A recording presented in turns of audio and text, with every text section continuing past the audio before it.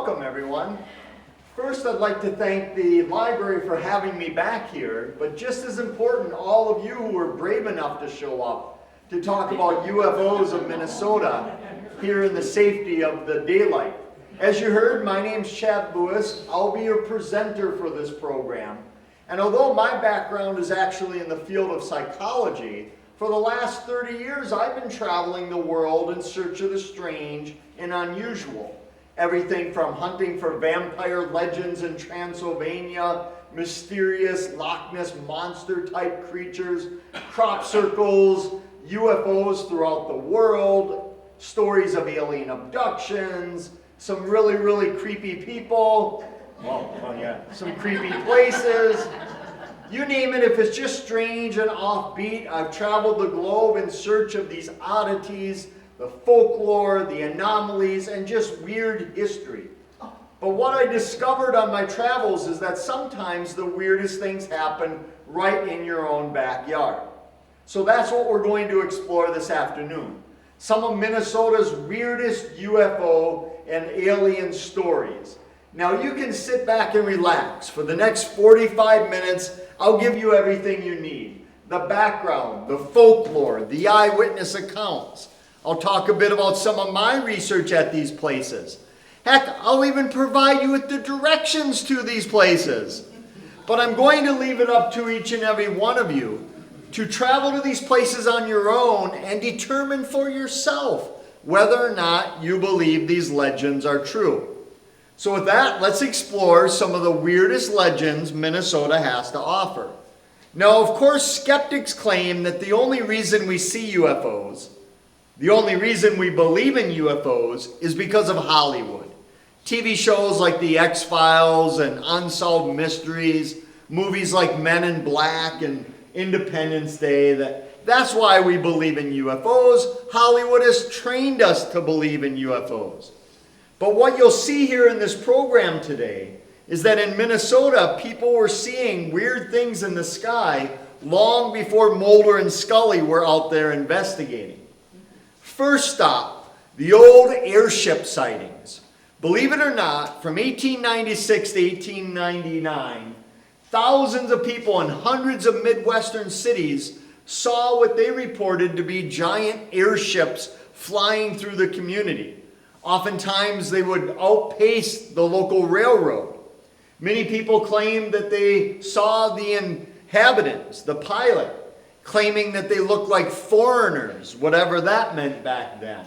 You could follow the reports of these by following the newspapers because they followed each and every sighting throughout the Midwest.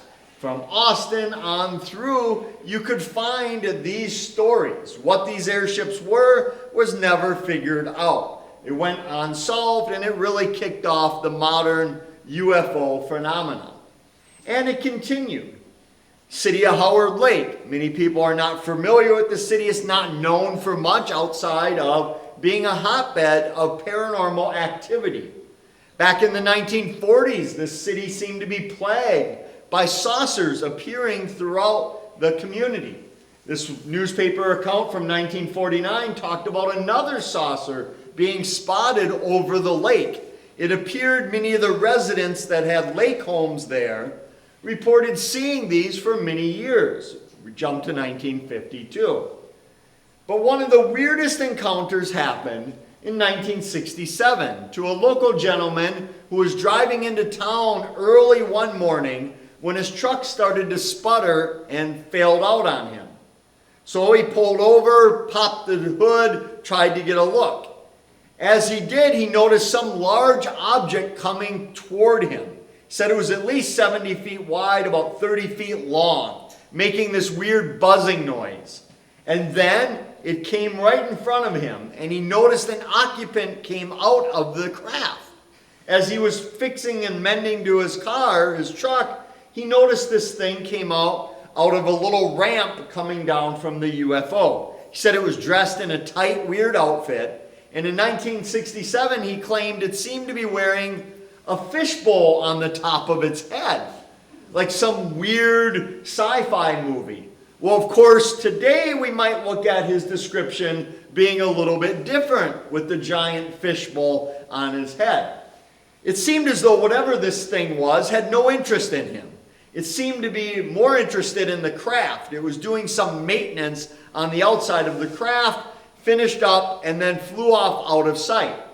Gentleman was able to get his truck going and reported this at the time, not to the local media, not to the local law enforcement, but to the U.S. government, which at the time was operating Project Blue Book, which some of you might be familiar with the fictionalized story on the History Channel. Reported it. This was Dr. J. Allen Hynek and the government's attempt to look into UFOs. But there was kind of a stipulation on this because they would look into UFO sightings, unidentified flying objects. But if those sightings had any type of encounter with a being, they dismissed them out of hand saying, they're too weird. This possibly couldn't have happened. We might believe in UFOs, but UFOs with somebody wearing a saucer-type fishbowl, well, that's a little outrageous. We don't even need to investigate it. So they put it in their file, but they sent no one to investigate it. Which is odd, because some of the best stories are the weirdest. We're going to skip over to my state of Wisconsin for this next one, because it's very similar to being outrageous of Howard Lake. It happened in Eagle River, which is a small Northwoods town, very touristy today. 1961, Joe Simonton, a plumber and part-time farmer, was having a late breakfast one day when he looked out into his yard and he noticed this craft descend into his yard. He said it was about 30 feet wide, 12 feet high, and had all these little muffler-like things on it. This might be the weirdest case you'll ever hear, because Simonton, who had never given much thought to UFOs, he wasn't scared. He was curious. So he walked out to this thing, which was hovering a few inches off of his lawn. And then he said an opening appeared on the craft like the trunk of your car popping up. And to the front came one of the pilots, the alien, the inhabitant, the human, whatever it was. He could see two more identical looking beings inside. They were all dressed in tight-fitting outfit, much like the Howard Lake case. And he noticed they were all very short, very small, dark hair, dark piercing eyes. Simonton said they reminded him of small Italian men. Simonton saw that the main leader had a jug, and without any verbal communication, he realized they wanted water. So he went back to his house, pumped some water for them, and when he came back, he handed it, and he looked inside, and one of the other creatures seemed to be cooking something over a flameless type grill. Simonton, noticed by the inhabitant of being curious, motioned to get some communication going, like, is that what you're eating? Are you going to eat that? The leader recognized his interest, went over and traded him for the water, giving him what newspapers called alien pancakes in exchange for the water. I told you this case was going to be weird. Simonton ate one of them, said it was the worst tasting pancake he'd ever had. He said, no wonder they're so small. If this is what they're eating, I feel bad for them. Simonton had no idea, but while he was swapping pancakes for water, people were calling in about a UFO report over his farm. When the story broke, in the first week, over 1,000 people showed up in order to see this. But the difference between this case and the Howard Lake is that Project Blue Book did investigate this case, sending Dr. J. Allen Hynek and 2 grad assistants up from Illinois to Wisconsin. So trading pancakes for water with aliens wasn't too weird, but seeing a fishbowl guy was too weird. Interesting criteria they had at Project Blue Book. Out of all the Great Lakes, I received more weird reports of Lake Superior than all the others combined. This seems to be what John Keel, author of the Mothman Prophecies, called a window area, a place where oddities seem to happen. You get all sorts of stories of Lake Superior, from phantom old ghost ships disappearing on the lake to giant sea serpents that the native people would see, and then the pioneers would see these giant leviathan of the deep. There are even mermaid stories on Lake Superior. But I get a lot of UFO sightings, not only of those who believe it's a craft, but others seeing balls of light moving around, changing in size, shape, and color, similar to this recreation. In fact, when I did a library program all the way from Duluth up to Grand Marais, I talked to so many people who claimed to see actual craft moving in and out of the water on Superior as though the water wasn't there. The light and craft would come in and out, not creating a ripple, a splash, or a wake at all. They could see these lights running about under the water. They had seen them so many times they stopped reporting them because it seemed like something everybody was seeing. And of course, if you dig through the history of the North Shore, you'll see there were all sorts of reports over Duluth and Lake Superior, all the way through, decade after decade, more and more sightings. But one of my favorite stories of the Northwoods, and one of the most tragic, happened back in 1982, when a woman from St. Paul, who by all counts was a normal, rational, logical nurse in St. Paul, most accounts have her as being 48 years old, some listing her as 50, started receiving reports in St. Paul that the aliens wanted to pick her up and take them with her. Take her with them. I don't know why they couldn't do it in St. Paul, but they told her she had to head up to Lake Superior. So that's what she did. Her and a young male friend of hers went up along Lake Superior and for several weeks sat waiting for the aliens to take them. The only thing they brought were vitamins with them, no water and no food, because the aliens wouldn't need that for them. They sat so long that someone did show up to get them. But it wasn't aliens, it was the Grim Reaper. She was there so long, she died of malnutrition, starvation, and hypothermia, waiting for the UFOs to make their appearance. Obviously for her, they did not pick her up, but she, by all counts, had left her family behind to go be abducted by these beings. Speaking of Lake Superior, one woman was up in the Two Harbors area. She told me she was just watching the water, beautiful day, when she saw a UFO hovering over the lake. Once it disappeared, she wanted to hurry home. She wasn't really interested in UFOs, but her son was a UFO enthusiast. So she wanted to get home to tell him about her sighting. As she was walking to her car in the parking lot, she noticed two men in dark suits approach her. They came up to her in a threatening manner and said, "You'd be best for your health if you would not speak about the UFO you had spotted." She was a bit surprised because she had never even told anyone. She hadn't even made it to her car yet. Yet they knew she had seen a UFO. She didn't know anything about Men in Black legends, certainly hadn't seen the fun movie based on them, but she thought they were threatening her not to talk about her report. They took off in a late model vehicle that seemed like it was in pristine condition, and even though it drove away, she said she couldn't really hear an engine, or it didn't seem to be moving like a regular car. Luckily, she did make her report, so we know of her encounter up on the North Shore. But if you thought those stories of UFO encounters were bizarre, and granted they were, these next stories are going to be beyond bizarre. First stop, Sauk Center. This story starts in Colorado. 1984, a truck driving husband and wife left Colorado with a bunch of oil, cooking oil, heading to Madison, Wisconsin. As soon as they left, they said they were plagued by mysterious lights that were following them. No matter how slow they went, the lights slowed down and waited. When they sped up, the lights stuck with them.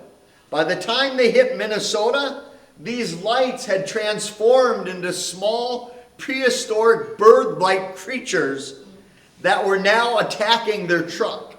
By the time they reached Sauk Center, Their nerves were frayed. They could not go any farther.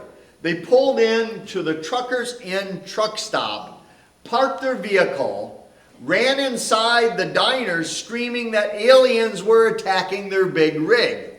Of course, this got the attention of the local diners. They called the local law enforcement and a local newspaper reporter. As they were parked there, people noticed that their freshly painted vehicle had all sorts of little potholes all over it, as though something was throwing rocks at it, chipping the paint, or prehistoric birds were attacking it. They claimed that the birds were in the forest waiting for them to continue on. And years later, after retiring, I spoke with the newspaper reporter. She was the first one on the scene.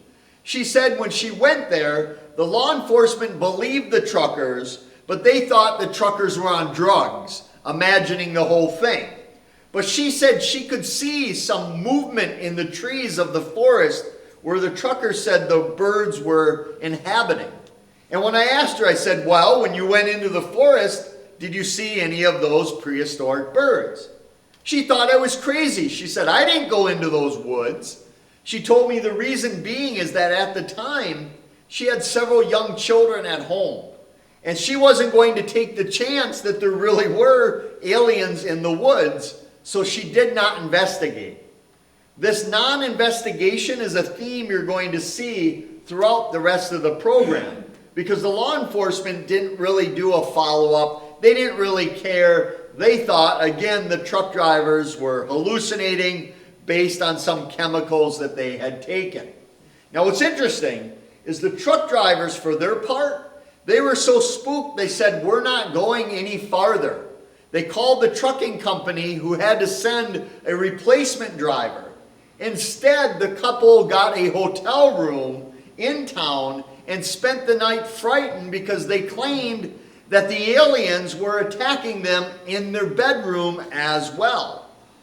The best part of this story is the hotel is still there. It's the guest house in Sauk Center. You can go there, spend the night if you so choose.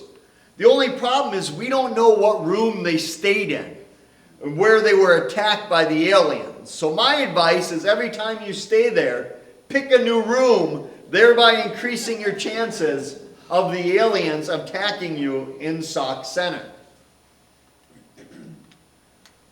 1965. This is one of my favorite cases of your state, and you'll see why in just a moment. Long Prairie.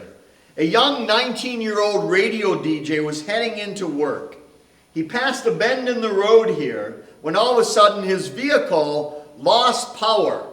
As he lost the power, he saw up in front of him a giant spaceship rocket thing about 30 yards in front of him. He thought because none of his friends would believe he had seen a UFO, he was going to run the thing over so he would have proof. But it stopped before he got to it. Radio quit, lights, engine died.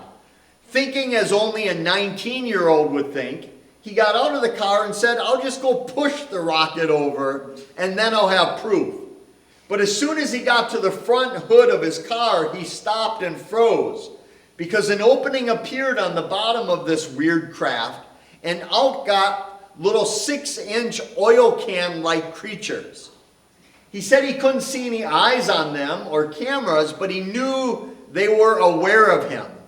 They seemed to be doing some maintenance on the underbelly of the craft. He said it was only a few seconds, but it felt like an eternity that he watched them do their work, and then they got back in the craft and flew off.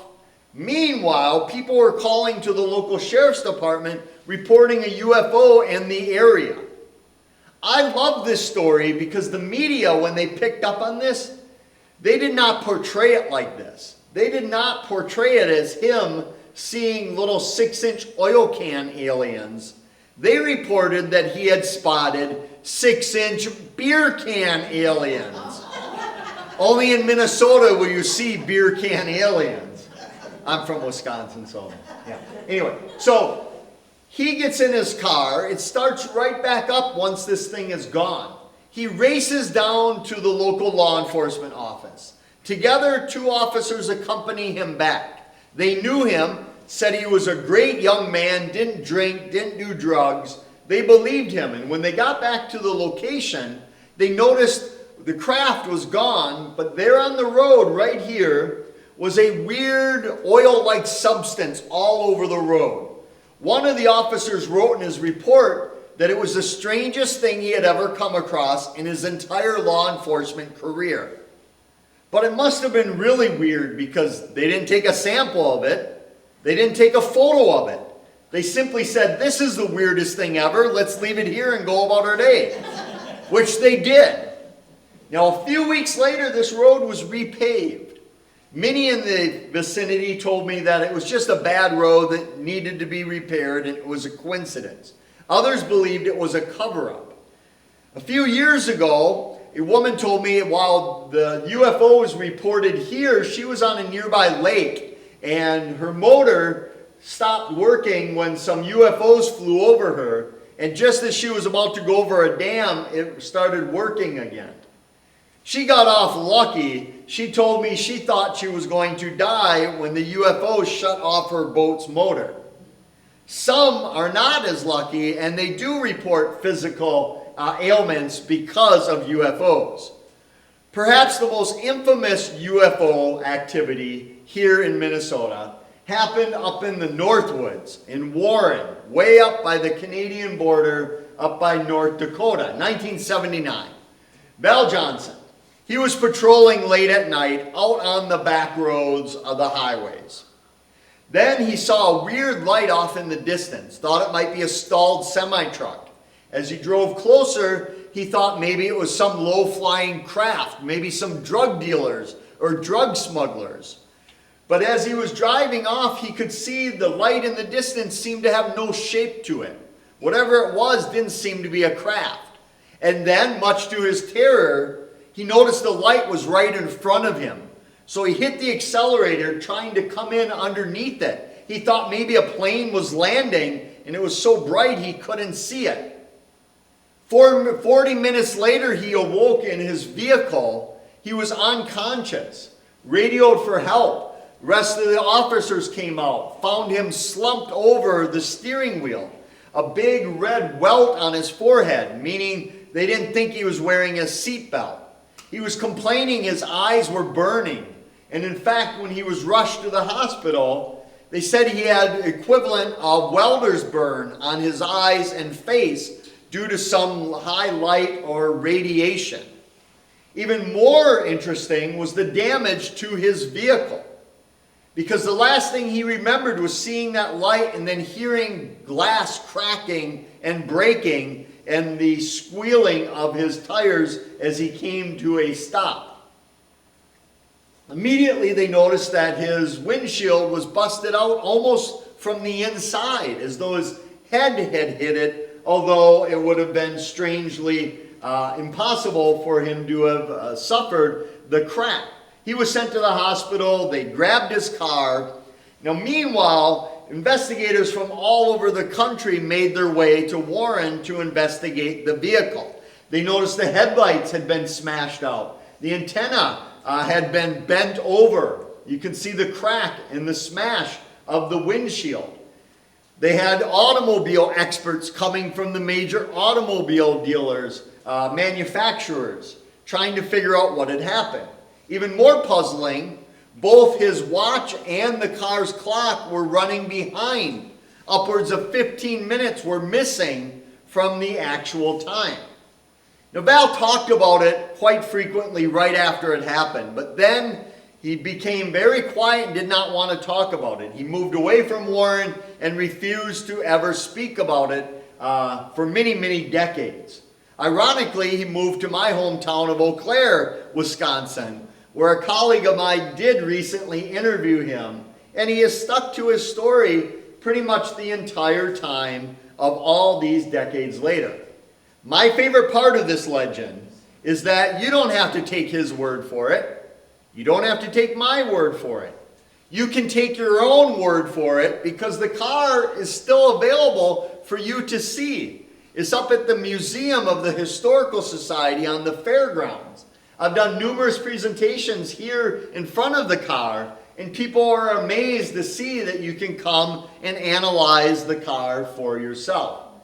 Many people might recognize this case because the TV show Fargo, apparently this was the main anchor story of their first season, if you're interested in that. Right over the border in Wisconsin around the same time, we had a similar account. 1976 in Elmwood, Wisconsin, one of the 3 UFO capitals of the world my state claims to have. That's when police officer George Wheeler was patrolling near the quarry here when he noticed a strange craft hovering above the quarry.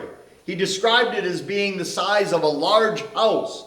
You can see here his description of what it was.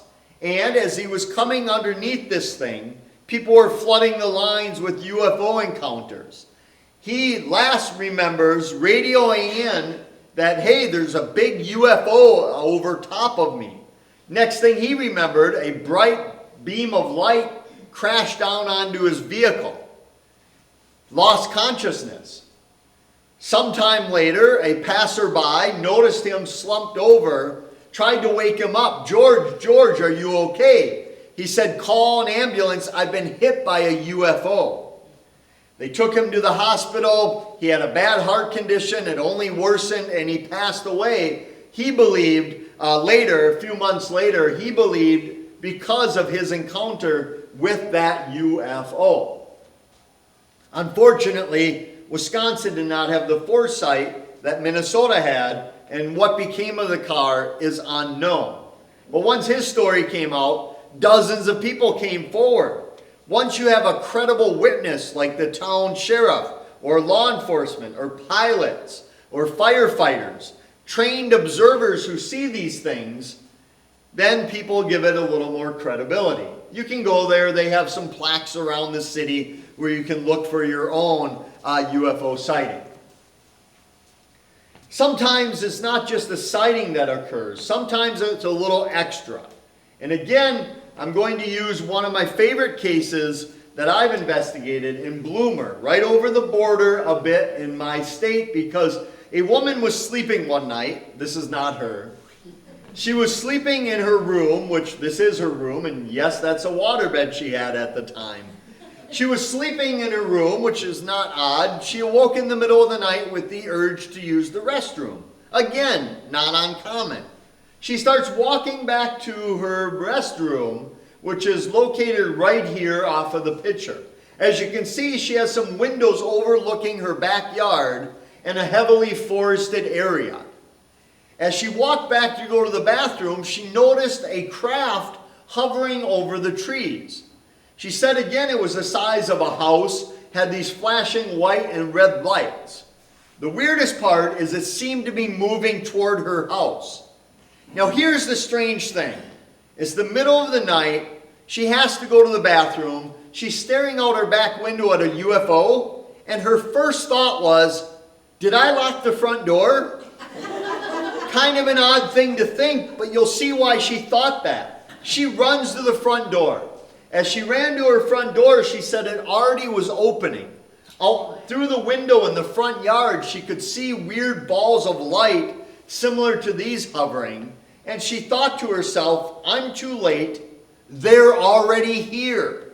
And at that moment, her door began to open, and a fog started to roll in like a horror movie out of Hollywood.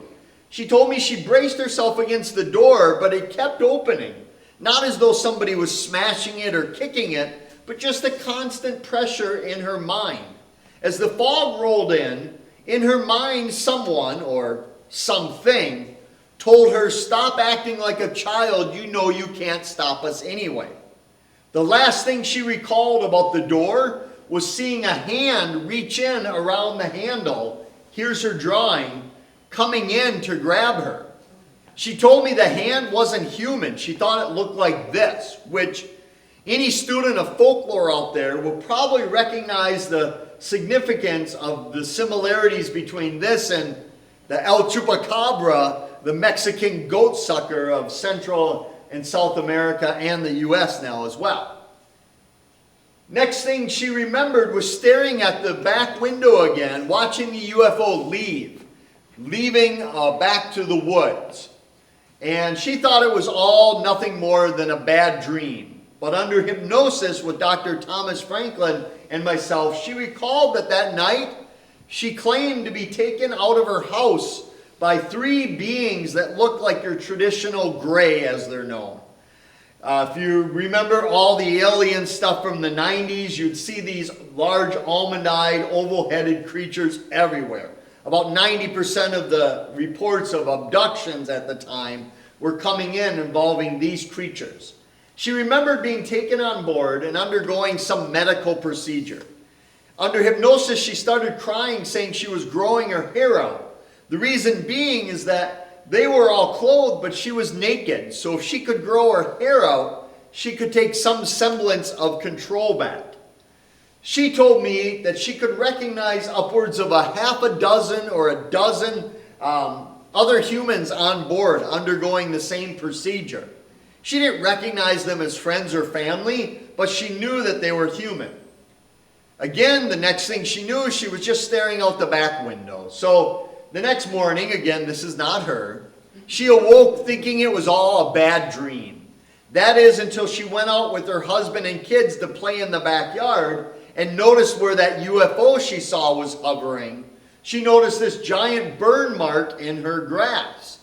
Unfortunately, several months had gone by before she garnered the courage to contact me. So when I went up there with Minnesota MUFON investigator, the late Craig Lang, we had taken soil samples and grass samples, looked for radiation, but nothing was found out of the ordinary. She had no idea, but other investigators had found similar things to this. The late Bud Hopkins had written a book called Intruders, where a couple thought they were being attacked by aliens. They awoke to find a similar looking burn mark in their yard as well. So if we take these stories at face value, if we take all of these witnesses of believing that they saw what they thought they saw, the question then becomes, what else can we learn about all of these sightings? Because oftentimes there's many other phenomena attached to UFOs. As I mentioned earlier, men in black often show up to talk or threaten to a witness who has not spoken about their UFO encounter. Many times they'll show up pretending to be military, but they might be dressed as a Marine claiming they're from the Air Force, or vice versa. Sometimes it's said they don't know how to use objects like pencils. They act very strange, perhaps on purpose. Today, the hottest thing out in the paranormal is that of Bigfoot activity. Bigfoot, the Yeti, the Yowie, the Sasquatch, the abominable snowman. We have many cases of Bigfoot creatures being reported either before, directly, during, or after UFO activity, as though they seem to be correlated to some of these reports. If you head up to the northwoods of Minnesota, you'll come to the small town of Ross. Today, there's nothing there. It's a small speck. It's right up by the Roseau area.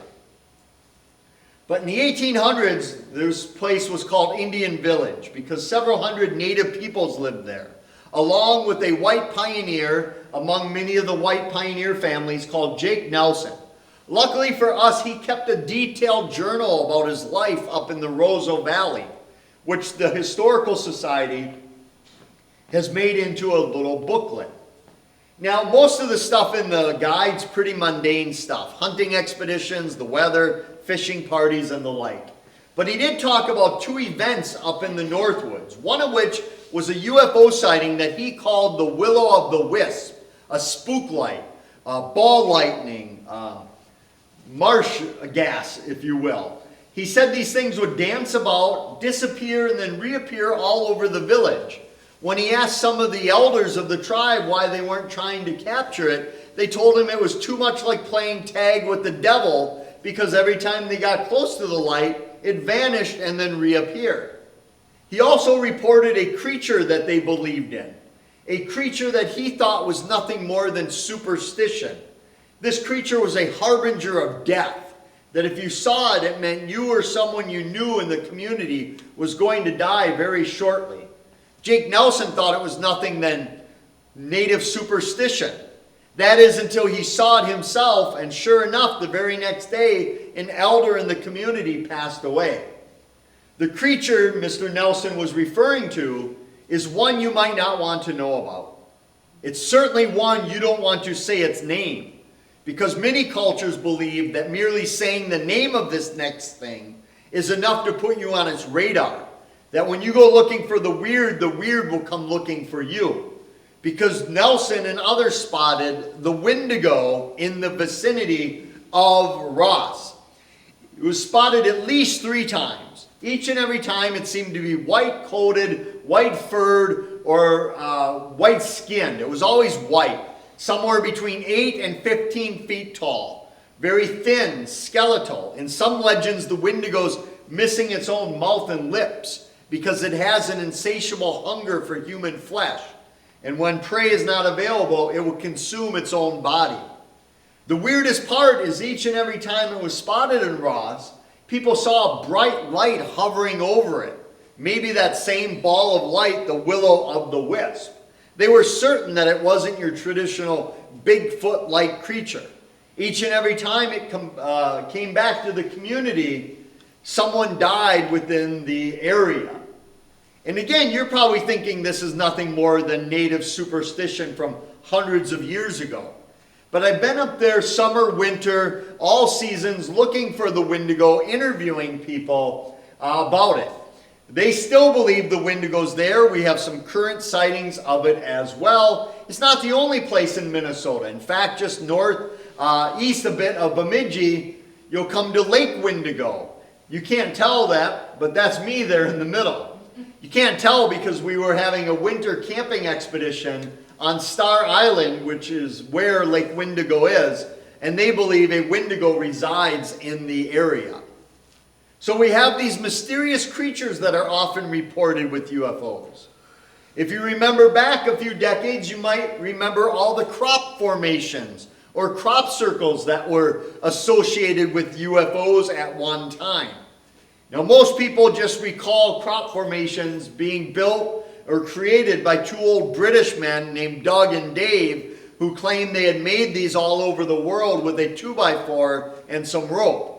And if they were making it, they'd been doing it a long time. Here's a wood carving from the 1600s, talking about a farmer looking to hire someone to help to harvest his crop. But they wanted such an extreme price, he said, I'd rather have the devil take my crop than to pay your prices. The next day, he woke up to find a crop formation and obviously blamed it on the devil because that's who could have done it in the 1600s. 2008 in Boston, Minnesota. I made it up there to check out this formation that appeared in farmland. And unfortunately, it had been several days by the time I made it up there, and it was like a tourist attraction. Hundreds of people had already been tramping through the area. So when we were taking soil samples and crop samples, it was not a pristine place to take them. Hundreds of people showed up looking for the UFO. A few years later in Boston, I spoke with a gentleman who told me the night before that appeared, he was out walking his dog late in the evening, as he normally did, when he said he saw a craft that looked like a triangle with orange lights coming out of it pass over him. He thought nothing of it until the next day when the formation appeared on the farmer's land. He was convinced that the two had something to do with one another. There are also reports of cattle mutilations by UFO sightings. Many ranchers and farmers would wake up to find their cattle had been mutilated.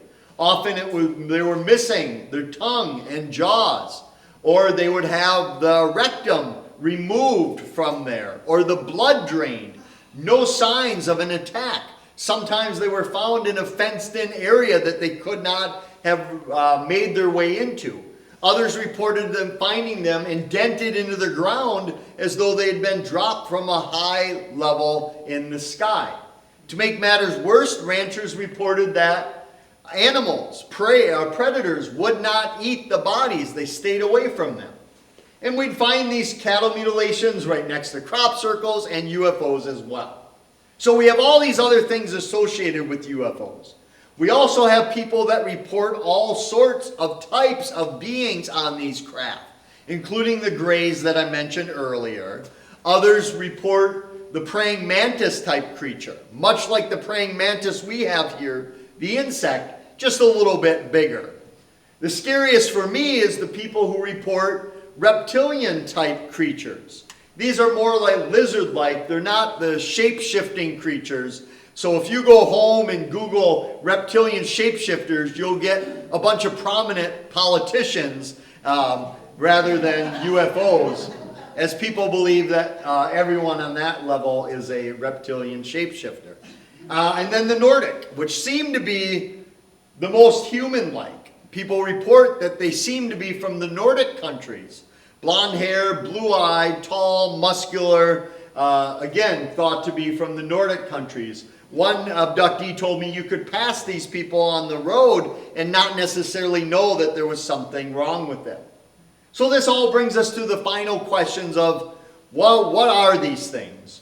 For that, I have more questions than answers. I can give you a lot of the explanations, starting with misidentified objects. Whether you're seeing top secret military aircraft, if you're seeing weather balloons, the space stations, satellites, drones today, a lot of people now see. Skeptics like to go back to their tried and true. You're seeing planets. That's what you're encountering. Planets that seem to be abducting people at will as well. Others believe these things are extraterrestrial or ultra-terrestrial or time travelers or interdimensional beings. Of course, we can't rule out that many of them may be hoaxes. Perhaps all of them are. And today, the government's saying these things are UAPs, that they don't know what they are. They're in the sky. They're traditionally a UFO, unidentified flying object. And the more the government comes out with saying, we know these things exist, but we don't know what exactly they are. In fact, major headlines just a few weeks ago when people came forward saying the government has several intact craft of non-human origin. But when we all heard this stuff through COVID, people were like, who cares? And now people just kind of shrug, okay, they have a craft. So for me, the answer is unknown. Maybe it's all those things. Maybe it's none of them. But that's where I leave it up to you to come to your own conclusion and decide for yourself. But for me, the most fascinating part is the majority of people I witness or interview, the witnesses I interview, they're not actively out looking for these things. Many of them, believe it or not, see it while they're driving. They'll be driving home when all of a sudden a bright light will come toward them, either directly in front of them or behind them. Once it gets close enough to make out who or what it is, it simply vanishes right into thin air. And I hope this is one you take with you this afternoon, because when all of you head home today, whether you're going a mile or a couple hours, I want you to keep an eye out, because you never know when you might be the next to experience one of these craft. So with that, I wanted to save the last 5 minutes or so that we have for any questions, comments, stories that any of you might have. If you want more information, my website has more than you could ever want or need. But I hope your adventure doesn't end here at the library. Come over to my table, grab one of my books, go on your own adventure of Minnesota. And when you do, I think you'll discover that you live in one heck of a weird state. And I mean that in a good way. You're going to see things you've never seen. You'll meet some odd people. And along the way, you might just discover that the strangest thing out there is often yourself. So with that, I'll open it up for any questions, comments, or stories from any of you. Otherwise, you let me off the hook way too easy this afternoon. Local stories. Anyone seen Fargo, the TV series? Did they feature it quite a bit? Don't recall it yet. Yeah, so Val Johnson, the guy who was lost the time, and he talked to my colleague, B.J. Hollers, for his book, Midwest Strange. And I think we put too much emphasis on witnesses because they don't know what they experienced. They stick with their story decade after decade, but oftentimes, whether they've seen a UFO, a ghost, a mysterious creature, whatever it is, they really have not a lot of insight years later because they're still puzzled by it. And Val never said it was a UFO, but he simply could not identify what it was. So I found that interesting that he never came out and claimed it was a UFO. Now, of course, other people in that community thought he was probably drinking, got in an accident, late shift by himself, and then made up the whole fiasco to get out of drinking. But there was no indication of that being the case. He was thought to be a very good officer. So, yeah, who knows? George Wheeler from Elmwood, Wisconsin, until the day he died, he believed he had encountered something not of this earth, which most of the witnesses that when their story goes public, they tell me they wish they never would have reported it because they get so much harassment on one side and then people calling them saying, thanks for reporting it, I saw a similar thing. As I said, in Simonton's farm, over 1,000 people showed up in just the first week. But he said he couldn't even work anymore as a plumber. Nobody wanted to hire him. They thought he was a kook. And Project Blue Book thought he was telling the truth, but they thought he had gone stir crazy in his cabin and imagined the whole thing because he had been making pancakes that morning, so they thought he had this waking dream, but they never came out publicly and said that. They didn't want to offend him. So, yeah. Yes? Do they have that pancake that he had, or is it around? Yeah, well, he ate one. And his friend, the judge in town, sent a few off to analysis. Okay. And they came back as being your regular, everyday, run-of-the-mill pancake, but minus salt. They did not have salt in them, which, of course, anyone that knows folklore will go back to the old fairy legends of salt missing from a lot of their foods and the same. But, yeah, he had them. I don't know if they destroyed them. They're certainly not in the hands of any of his friends or family that are still in that area. And yeah, and Simonton did not want the report going out. He was having a dinner at a restaurant with his buddy, and he told this story, and it just so happened in the booth next to him was a newspaper reporter from town listening to this story. So Simonton made a little pamphlet of what happened, and he was thought to be well-liked in the area. Every year he was known to be Santa Claus for the kids and thought to be an upstanding member of the community. So, yeah, who knows? But he wished he never would have made the report, which I can't blame him. Yes? So none of the incidents you talked about, there were no photos taken or anything? None that have surfaced. I'm sure there are somewhere, but what's interesting is so many witnesses contact me and say that while they're watching it, these days they have their phone with them, even before when they had cameras, but it never occurs to them to take a photograph. That they're trying to figure out what they're seeing. And oftentimes, outside of trying to push over a rocket ship with your car, they're fleeting. They're not 20-minute sightings. They're just a few seconds or even a minute where it just doesn't occur to the witnesses to take a photo. Because you would think if you saw something spectacular, that's the first thing that would pop in your mind. But dozens and dozens and dozens of people told me it didn't even occur that I have a phone or a camera right with me. I was just so fascinated. So, yeah, and then the police officers didn't take a photo of the oil-like substance. And oftentimes that was just over and over that none of it was documented, either by chance or happenstance. Yeah. Would a picture even take? Have they done it? Yeah, great question. So many times people will, in the paranormal, try to, in the old days, take a photo of something and a camera will malfunction, batteries would die, the film would be over-processed, or you'd have a double negative or a light leak on the actual film when people used 35 millimeter film. And now digitally, I have people say they took the picture, but it was just black. Nothing appeared, so who knows. But sometimes things happen. A woman came up to me after a program and said, showed me this picture of her with what appeared to be a ghost next to her. And she said, I'll send this to you so you can look at it on your computer. And when she got home, she said, I'm so sorry. My daughter installed an app on my phone that put in ghosts next to the pictures.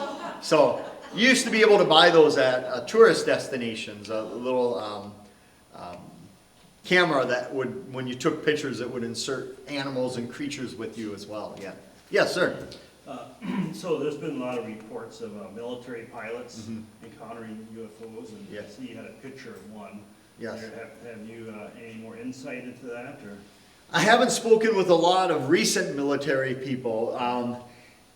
Back when I first started doing this, when I was in the Mutual UFO Network, military people were hesitant. Same with airline pilots, men and women, because at that time, if they made a report, they'd be grounded until they could have a psychiatric evaluation.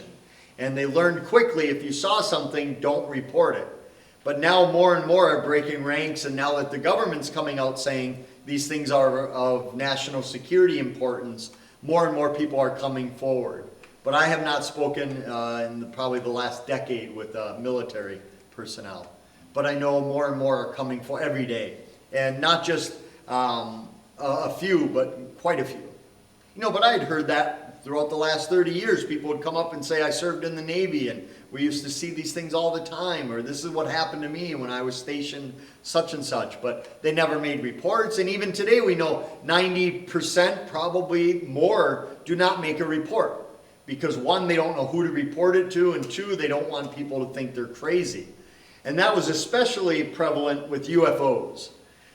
People were very hesitant. More people would tell me their ghost story or seeing, you know, a Bigfoot or a sea serpent than they would UFOs, because that had the stigma of being, you know, loony. Yeah. But I'm going to end it here. I will stick around if you want to tell me a story in private, ask a question. Stop over to my table, grab as many free postcards from me as you want. You can terrorize your enemies, because that's one of the photos on the postcards. But again, I want to thank the library for putting this together this afternoon. They have evaluation forms here, so if you like programs like this, let them know so you get more of these. If you didn't like today's program, let them know so you get fewer of these. But either way, they put a ton of work into getting me here, and they should be applauded, and keep an eye out.